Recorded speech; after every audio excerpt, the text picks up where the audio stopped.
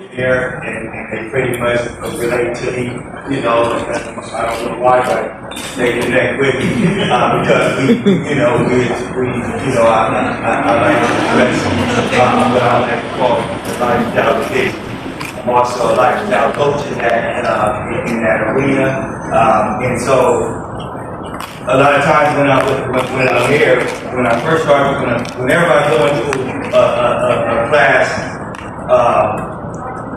those youngsters, whether they 13, 14, or 16, 17,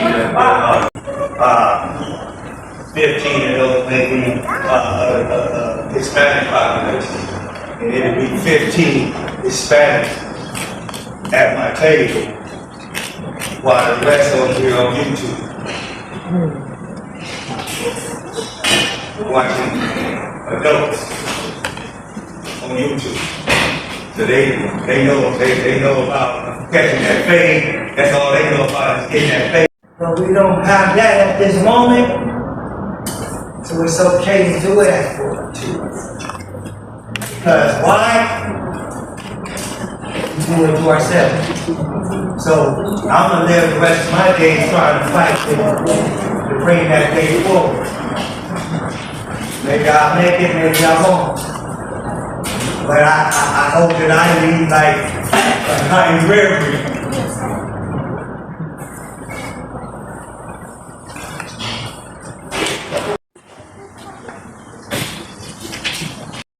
What is going on in the community, what's going on in our society. It's not, can you guys hear me very well? Yeah. It's not just the fact that, it's not just the killings that we're dealing with, it's the injustices that we do to one another. You know, so when Sister called me and wanted me to share about the seed.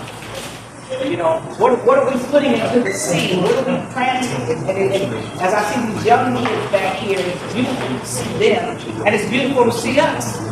Because we are all still learning. You know, none of us know it all, none of us have all the right answers, none of us, we are still learning. The Bible tells us that we ought to always stay teachable, right? As little children, right? So that we don't think we know everything, we don't think that we're so high and mighty, right? He says the simple things that confound the wise. So just been saying that when we talk about the seed, it's really like, what are we planting? It's crazy. My community has changed so much in the last 3 months. I'm talking ridiculous. To see the community change. You know, and we scared to talk to our young brothers because, you know, Minister Tony Muhammad teach us it's a great day to die for what I believe in. Now, who wants to die? You know, because I'm a Christian. The word says, praise, I come and give you life. I came in so that you might have life and have it more abundantly. Right. But I do understand you're going to have to step out of something. You know, Armageddon is coming. And what we going to do? You know, you need to close your front door. I get into the youth convention. All right, because I know when I started in the third grade, claiming in the third, I started banking in the fifth and on up. Most of you brothers y'all know we've been locked down together, so I know. I feel the youth right now. We gotta grab the youth. Even though the homies out there, I'm keeping real. I still chill with my homies, but I try to strive them in the right way. You know, everybody ain't that easy. Everybody don't like what I do. You know, you gotta find out where you fit in. I know I've been around the hood for a long time. I know all my homies from here. I know they ain't no big hood, but I've been around for the longest. And my big bro right there, Big Smoke, he just got out from the bed. Welcome home. Been out for 40 years and went back for a humbug. But he's back out here with me. He want to work with me. You know? So, as I was saying, the biggest thing I accomplished, I'm gonna tell you this, to be real. We had a beef going on for almost 35 years. We sat at the table and we squashed that beef.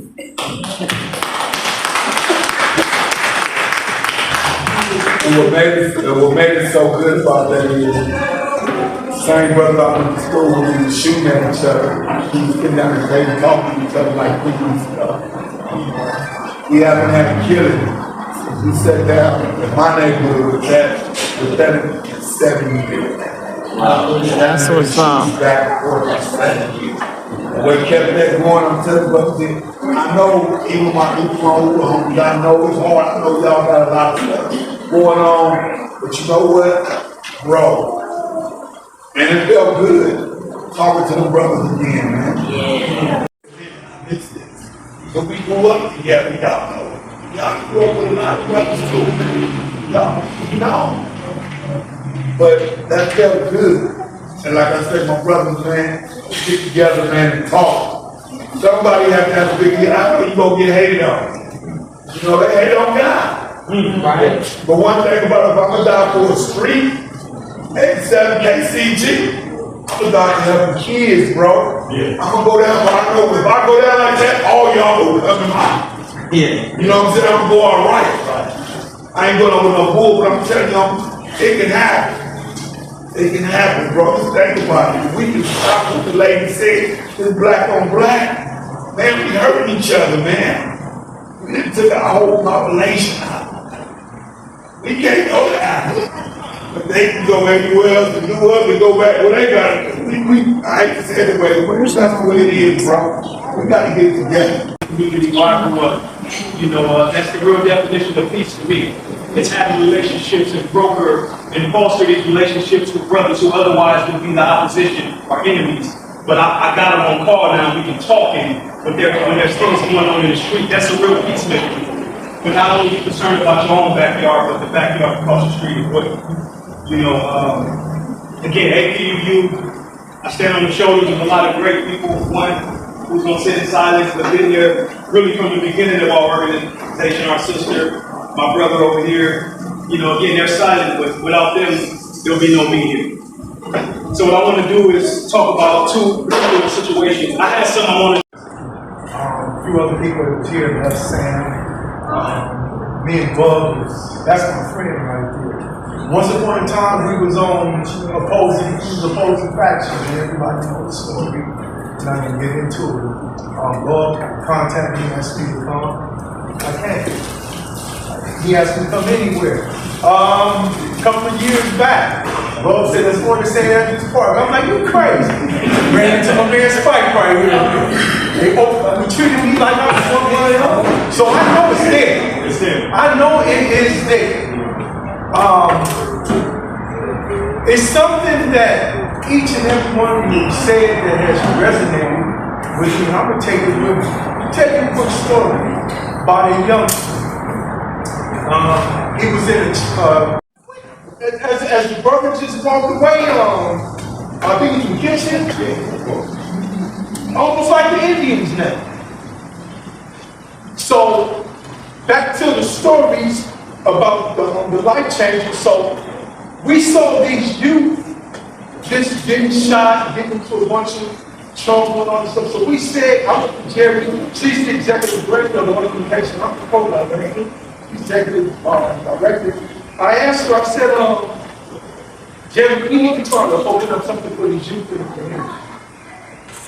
She said, okay, Martha, brother. She pretty much gave me autonomy to do whatever I think is good for the organization.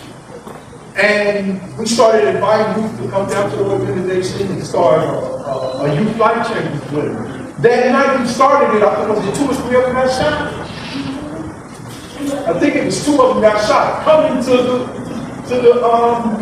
the group. I said, well, I'm done with it. I'm done. She convinced me, stay involved. Stay involved. I can tell you some success stories, but let me tell you about a story of you talking about somebody who did a 180. Guy come to the life change. Completely start going to school, working. He told me he wanted to be a lawyer. He's so tired of getting screwed around. And when you talk about making a decision, wrap my arms around you and hold you. When you out, when you get your handcuffs on you, that still got a lot to do with what goes on with your life. I'm talking about a good man who's talking talking about being a lawyer, man. Talking about going to school, and it really hurt me so bad. And I asked him, man, I said, man, was there anything else I could have did for Ryan? Where did I go wrong at? He said, it wasn't on you, big bro. He said, I made that wrong decision that you told us that we could make if we're not conscious of what we're doing. See, I think we have to somehow try to convince these youth about the consequences. See, they think this YouTube and this wave around, this big thing. See, they don't think it's consequences that come with that. They got to see the consequences. We have to start telling them whether they get tired of hearing it or not. The stories and the consequences of the story you have about the God. I can tell you some story about the dudes that they weren't fortunate enough to survive that. You know, didn't live, didn't make it. See, and it's, I don't know if it's in the weed or I don't know what's going on. But just seems like one of the sisters says it's the food. I don't know what it is, but we have to do a diagnostic and figure this out. Yes. Because most of us, I'm a great-grandparent now. I'm not just a grandparent, I'm a great-grandparent. Unfortunately, my grandson went to the Air Force. He said, I'm not doing that. I'm going to the Air Force.